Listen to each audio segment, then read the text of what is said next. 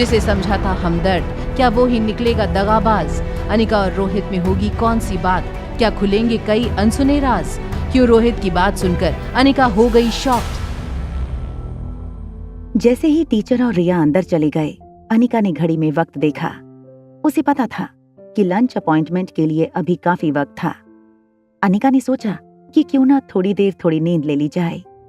अनिका गाड़ी ड्राइव करके मल्होत्रा हाउस चली गई। थोड़ी देर नींद पूरी करने के बाद अनिका रोहित के साथ लंच मीटिंग के लिए तैयार होने लगी।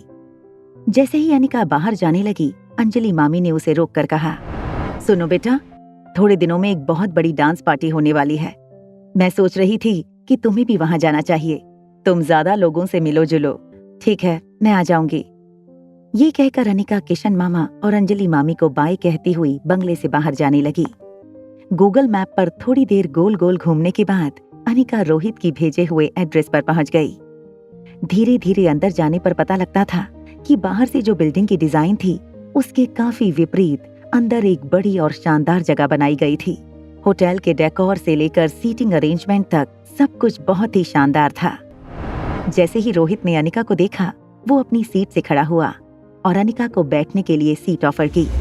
अनिका को अपनी सीट पर बैठाकर रोहित फिर से जाकर अपनी चेयर पर बैठ गया और फिर अनिका से पूछा, आपकी बेटी कहाँ है मिस अनिका? दरअसल वो स्कूल गई है। और आपका बेटा कहाँ है मिस्टर मारवा? उसके भी क्लासेस हैं, इसलिए वो भी नहीं आया है। पास खड़े वेटर ने अनिका के कप में ब्लैक कॉफी डाली। अनिका ने कॉफी की सिप लेते हुए यहाँ वहाँ देखना शुरू कर दिया। क्या आपको ये कॉफी पसंद आई? अगर आपको कॉफी पसंद नहीं आई हो तो मैं आपके लिए कुछ और मंगवा लेता हूँ। काफी अच्छी है। क्या आपके बेटे को ये कॉफी पसंद है? मिस अनिका, आप मेरे बेटे के लिए कुछ ज्यादा ही कंसर्न दिखा रही हैं। हाँ, और हो भी क्यों ना। आर्यन है ही स्मार्ट, क्यूट और लवेबल। इससे पहले कि रोहित और अनिका एक दूसरे से बात करने के लिए कोई और टॉपिक सोचते, कुछ वेटर अंदर आए। उन्होंने रोहित ने जो लंच मंगवाया था वो उन दोनों की प्लेट में सर्व करना शुरू कर दिया। वाओ, यहाँ का खाना बहुत टेस्टी है। कब खत्म हो गया पता ही नहीं चला। क्यों ना हम कोई गेम खेलें? अनिका ने बकेट में रखी हुई वाइन की बोतल उठाई और रोहित के सामने टेबल पर रखते हुए कहा, हम ट्रूथ एंड डेयर खेलें? ये कहते हुए अनिका ने बिना रोहित की परमिशन का इंतजार किए वाइन की बोतल को टेबल पर घुमा दिया। वाइन की बोतल अभी घूम ही रही थी कि अचानक रोहित ने उस पर अपना हाथ रखकर बोतल को घूमने से रोक लिया। रोहित ने अब सीधा अनिका की आंखों में आंखें डालकर अनिका से कहा, आप मुझसे जो भी पूछना चाहें वो पूछ लीजिए। इसके लिए आपको कोई बहाना बनाने की कोई जरूरत नहीं। मुझे एक बात बताइए मिस्टर मारवा, आर्यन की मॉम प्रेग्नेंट कैसे हुई? ये सुनते ही रोहित के हाथ से चम्मच जमीन पर गिर गई। रोहित का खाना उसके गले में अटकने की वजह से उसे खांसी भी आने लगी। आखिर अनिका के इस सवाल का रोहित क्या जवाब दे सकता था? डोंट वरी, मैं ख्याल रखूंगा कि आर्यन की माँ दोबारा कभी मेरे या आर्यन की जिंदगी में ना आए। अनिका ये सुनकर शॉक हो गई थी। और दूसरी बात ये थी कि रोहित इस बात को लेकर इतना श्योर भी कैसे हो सकता था कि आर्यन की माँ कभी उनके सामने नहीं आएगी, क्योंकि आर्यन की माँ तो अभी इसी वक्त उसके सामने बैठी थी और उसकी और आर्यन की लाइफ में आ चुकी थी। क्या आर्यन की बर्थ नेचुरल प्रोसेस से हुई थी? मिस अनिका, क्या आपको किसी तरह का मुझ पर कोई डाउट है कि मेरा मतलब है मिस अनिका, मैं एक नॉर्मल लड़का हूँ। रोहित का ये जवाब सुनने के बाद रोहित और अनिका दोनों को बहुत ऑकवर्ड फील होने लगा था। आसपास खड़े वेटर ने भी सोचा कि इस वक्त रोहित और अनिका को अकेले छोड़ देने में ही उनकी भलाई है। एक वेटर ने रोहित से कहा, सर आपको किसी भी चीज की जरूरत हो तो बेल बजा दीजिएगा। ये कहकर सर्विस स्टाफ रूम से निकल गए। अनिका तभी अपने बाल बनाने लगी और अपने पर्स से छोटा सा मिरर निकालकर अपना चेहरा ठीक करने लगी। तभी बात बनाते हुए रोहित ने धीरे से अनिका से पूछा, आप कुछ रिया के पापा के बारे में बताएं। वो कैसे इंसान हैं, क्या करते हैं? मैं आपके इस सवाल का जवाब जरूर दूंगी अगर आप मेरे एक सवाल का जवाब दें। क्या आप मेरी बात का यकीन करेंगे अगर मैं आपको ये कहूं कि मुझे नहीं पता आर्यन का जन्म कैसे हुआ था? I believe you. रोहित को अचानक लगा कि दुनिया में कोई ऐसी लड़की थी जो उसके मन की बात समझ सकती थी। आखिर इतनी बड़ी बात समझ सके, इसके लिए या तो अनिका रोहित पर बहुत ज्यादा ट्रस्ट करती थी या तो रोहित से बहुत ज्यादा प्यार। अनिका ने रोहित से पूछा, अगर आप ये नहीं जानते कि आर्यन कैसे पैदा हुआ था तो ये भी तो हो सकता है कि आर्यन की माँ बेगुनाह हो। क्या आप मुझे ये बता सकते हैं और आपके मन में उसके लिए जो गुस्सा है वो गलत हो। दरअसल वो औरत किसी की माँ कहलाने के लायक ही नहीं है। हम उस औरत के बारे में बिल्कुल बात नहीं करेंगे। तो मैं सनिका, अब आप मुझे अपने बारे में कुछ बताइए। आप कौन हो, कहाँ से आई हो, सब कुछ। आज हम दोनों मिलकर आपकी कहानी सुनेंगे। अनिका ने सोचा कि रोहित को टिट फॉर टैट किया जाए। जो बुराइयां अभी अभी रोहित ने आर्यन की माँ के बारे में की थीं, उसी तरह की बातें अब अनिका रिया के पापा के बारे में कहने वाली थी। अनिका ने रोहित से कहा, रिया के पापा इडियट, स्टूपिड, नॉनसेंस आदमी है। He is a moron. Actually उनके पास दिमाग ही नहीं है। रोहित के लिए बार बार पागल शब्द का इस्तेमाल करके कहीं ना कहीं अनिका को अपनी इंसल्ट का बदला मिल रहा था। इसका मतलब यह है कि रिया के पापा को कोई दिमागी परेशानी है। मगर मिस अनिका, जहाँ तक मैं आपको जानता हूँ, दिमाग की प्रॉब्लम सॉल्व करने में तो आपका कोई जवाब नहीं। हाँ, मगर वो इतने पागल हैं कि उनका इलाज करना तो मेरे बस में भी नहीं है।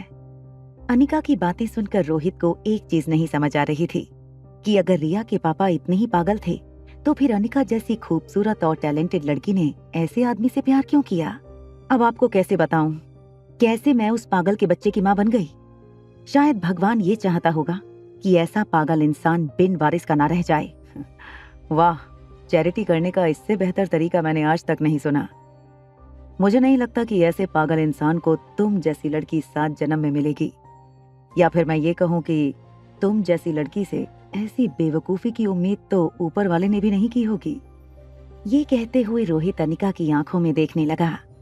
अनिका को यकीन नहीं हो रहा था कि अभी अभी रोहित ने जाने अनजाने में अनिका को बेवकूफ कहा था।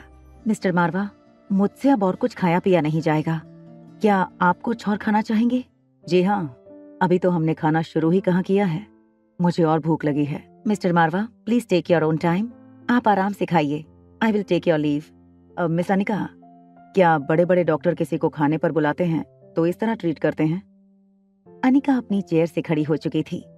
अचानक अनिका को रियलाइज हुआ, रोहित तो अभी खाना खा रहा था। उसे लगा कि वो शायद रोहित मारवा के साथ रूड बिहेव कर रही थी। आधे घंटे बाद जब रोहित ने अपना खाना पूरा किया, इसके बाद अनिका ने सर्विस स्टाफ को बिल देने का इशारा किया। तभी पास खड़े एक वेटर ने अनिका से कहा, madam, the bill is already been paid. By mister Marwa. इस बार ये मेरी ट्रीट है, नेक्स्ट टाइम आप दे दीजिएगा। After you miss Anika. Anika ने अपना पर्स अपने कंधे से लगाया और रोहित के साथ बाहर जाने लगी। अनिका दरअसल भूल चुकी थी कि उसने कहाँ अपनी कार पार्क की थी। जैसे ही कार के अनलॉक होने का बीप बजा, अनिका और रोहित जिस डायरेक्शन से आवाज आई थी उस डायरेक्शन में चलने लगे। कार के पास पहुंचते ही अनिका ने रोहित से कहा, thank you mister Marwa, see you. जैसे ही अनिका ने ये कहा, रोहित ड्राइवर सीट के डोर की तरफ बढ़ने लगा। अनिका आज रोहित से सचमुच बहुत गुस्सा थी। उसे लगा कि रोहित ने फिजूल ही उसका वक्त बर्बाद किया था। अनिका अभी मल्होत्रा हाउस पहुंचने ही वाली थी कि उसे सनशाइन इंटरनेशनल स्कूल से एक फोन आया। फोन पर किसी आदमी ने तेज आवाज में अनिका से कहा, अनिका जी, आप प्लीज जल्दी सनशाइन स्कूल आ जाइए, आपकी बेटी रिया को कुछ हो गया है। रास्ते के ट्रैफिक की परवाह न करते हुए यू टर्न लेकर सनशाइन इंटरनेशनल स्कूल की ओर गाड़ी तेजी से भगाने लगी। तेजी से चलती हुई गाड़ी ने अचानक ही सनशाइन इंटरनेशनल स्कूल के बाहर जोर से ब्रेक लगाई। बीच रास्ते में गाड़ी रोककर अनिका गाड़ी से उतर गई और सीधे दौड़कर स्कूल के गेट के अंदर चली गई। किनरी मैडम, जिसने सुबह रिया का चार्ज अनिका के हाथ से लिया था, वो गेट पर अनिका का इंतजार कर रही थी। जैसे ही अनिका किनरी टीचर के पास आई, टीचर ने अनिका के दोनों हाथ पकड़ लिए और कहा, क्या स्कूल के सारे बच्चे ठीक हैं? हाँ, बच्चे तो ठीक हैं। तो फिर सारे टीचर तो ठीक है ना? हाँ, सारी टीचर्स भी ठीक हैं। तो फिर क्या रिया ने किसी के साथ कोई बदतमीजी की है? देखिए मिस अनिका, आप शांत हो जाइए। रिया ने किसी को कुछ नहीं किया। देखिए, मैं आपसे कहना चाहती हूँ कि रिया अचानक ही बेहोश हो गई है। अनिका हैरानी से किन्नरी को देखने लगी। किन्नरी के चेहरे पर टेंशन देखकर अनिका के चेहरे का रंग उतर गया। अनिका का हाथ पकड़कर किन्नरी उसे स्कूल बिल्डिंग के अंदर ले जाने लगी। कुछ कदम चलने के बाद अनिका अपनी स्पीड बढ़ाते हुए लगभग दौड़ते हुए स्कूल बिल्डिंग के अंदर दाखिल हुई। अनिका और किन्नरी दौड़ते हुए स्टेयरकेस चढ़ने लगे। किन्नरी ने अनिका को कहा, रिया भी काफी क्यूट, लवेबल और ओबीडिएंट लड़की है। हम डेफिनेटली रिया की ये हालत करने वाले को सजा देंगे।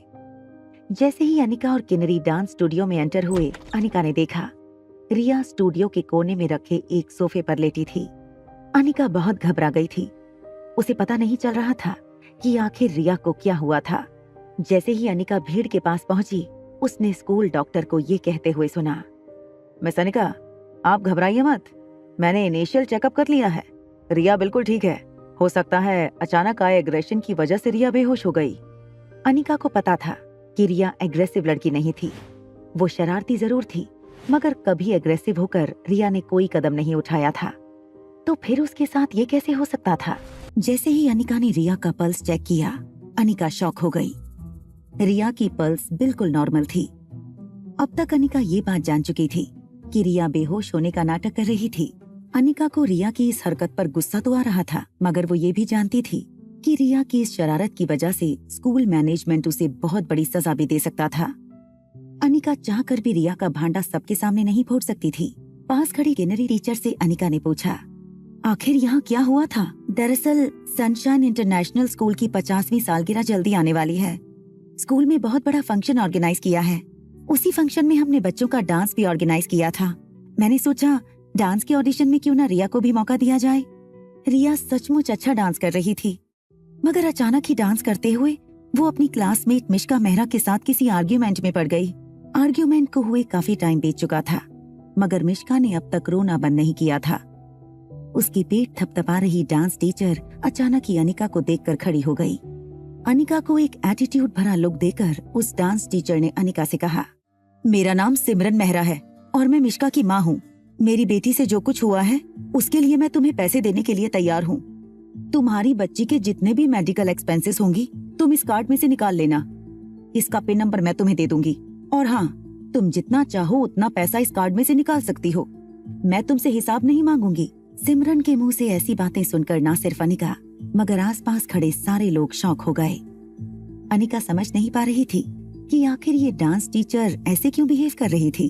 तभी किन्नरी टीचर ने अनिका को दबी हुई आवाज में कहा, दरअसल मिस अनिका, मिसेस सिमरन मेहरा हमारी स्टूडेंट मिश्का मेहरा की मॉम है। Mrs Simran Mehra gold hip hop dance championship में रनर अप आई थी। ये लगभग 7 साल पहले की बात है। पूरे देश और दुनिया में इनका काफी नाम हो गया। उसके बाद दिल्ली के मशहूर मेहरा परिवार के सबसे बड़े बेटे के साथ इनकी शादी हो गई, और अब तो इनकी खुद की कई सारे ट्रेनिंग इंस्टीट्यूट हैं। न सिर्फ दिल्ली, मुंबई, बेंगलुरु में, बल्कि न्यूयॉर्क, पेरिस और फिलाडेल्फिया में भी इनके नाम से डांस इंस्टीट्यूट चलते हैं। मगर इस सब से रिया का क्या लेना देना? मिस अनिका, रिया बहुत ही स्मार्ट बच्ची है। टीचर का सिखाया डांस बाकी बच्चों से बहुत जल्दी ग्रैस्प करने लगी थी। कुछ देर बाद मिश्का को ऐसा लगा कि रिया स्टेप ठीक से नहीं कर रही थी। बस दोनों बच्चों में आर्ग्यूमेंट हो गई, और सिमरन टीचर ने जब रिया से ये कहा कि उसे अगर डांस इवेंट में हिस्सा लेना है तो पहले डांस की बेसिक रूल्स सीखने होंगे। जब रिया को इस बात का एहसास हुआ कि टीचर ने भी मिश्का की साइड ली है, तो शायद उसे इतना गुस्सा आया कि वो बेहोश हो गई। जैसे ही किन्नरी टीचर के मुंह से छोटी सी बच्ची मिश्का ने ये बात सुनी, वो रोती रोती चिल्लाकर सबसे कहने लगी, जब से वो रिया डांस करने आई थी सभी लोग सिर्फ उसी को देख रहे थे। मैं सेंटर में डांस कर रही थी, लेकिन फिर भी लोग सिर्फ उसी को देख रहे थे।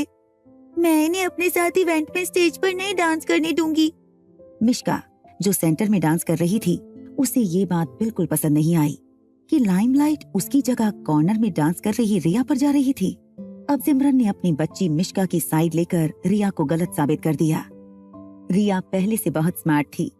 वो अचानक ही आर्ग्यूमेंट के बीच बेहोश हो गई, ताकि सिमरन मेहरा उसे डांस इवेंट से उसी वक्त बाहर ना निकाल सके। अनिका ने सोचा कि बात आगे बढ़े इससे पहले यही खत्म कर देनी चाहिए। इसलिए अनिका रिया को गोद में उठाकर वहां से जाने की तैयारी करने लगी, मगर सिमरन अनिका के रास्ते में खड़ी होकर अनिका को ऊपर से नीचे देखने के बाद कहने लगी, देखो अपनी बच्ची को, इतनी कमजोर लग रही है। कमजोर शरीर, ऊपर से बॉडी में स्टिफनेस भी बहुत है। इन सब चीजों की वजह से वो अच्छी डांसर नहीं बन सकती। इसकी जगह किसी होनहार बच्चे को अगर डांस में लिया जाए तो वो उस बच्चे के लिए भी अच्छा होगा और आने वाले इवेंट के लिए भी अच्छा होगा। इस बात को लेकर किन्नरी टीचर ने घबराते हुए सिमरन से कहा, सॉरी टू इंटरफेयर सिमरन, मगर रिया को डांस करते देखकर हमें लगा कि वो बहुत अच्छी डांसर है। क्या अच्छा लगा तुम्हें उसके डांस में? जरा मुझे भी बताओ। देखिए, यहाँ पर मैं डांस की टीचर हूँ और मैं डिसाइड करूंगी कि इवेंट में कौन सा बच्चा पार्टिसिपेट करेगा और कौन सा नहीं। और जहाँ तक मुझे पता है कि मुझ जैसा ट्रेनर फिलहाल पूरी दिल्ली में कहीं नहीं, तो मैं नहीं चाहती कि आपकी बेटी इस इवेंट में पार्टिसिपेट करे। ठीक है, तो फिर क्या आपसे कोई बेहतर डांसर और आपसे कोई बेहतर ट्रेनर ये कह दे कि रिया इस डांस इवेंट में पार्टिसिपेट करने के लायक है, तो फिर आप रिया इस इवेंट में जरूर पार्टिसिपेट करेंगी। अनिका की ये बात सुनकर स्कूल के टीचर्स भी हैरान हो गए। क्या रिया के टीचर को चैलेंज देना पड़ जाएगा अनिका पर भारी? क्या रिया कर पाएगी डांस इवेंट में पार्टिसिपेट या फिर से रह जाएगी अलग थलग? क्या होगा इसका असर और कैसे सामना करेगी अनिका इस नई मुसीबत से? जानने के लिए देखिए अगला एपिसोड सिर्फ पॉकेट FM के YouTube चैनल पर। और एक लड़की को देखा तो के सारे एपिसोड्स को सुनने के लिए डिस्क्रिप्शन में दी हुई लिंक से डाउनलोड कीजिए पॉकेट FM।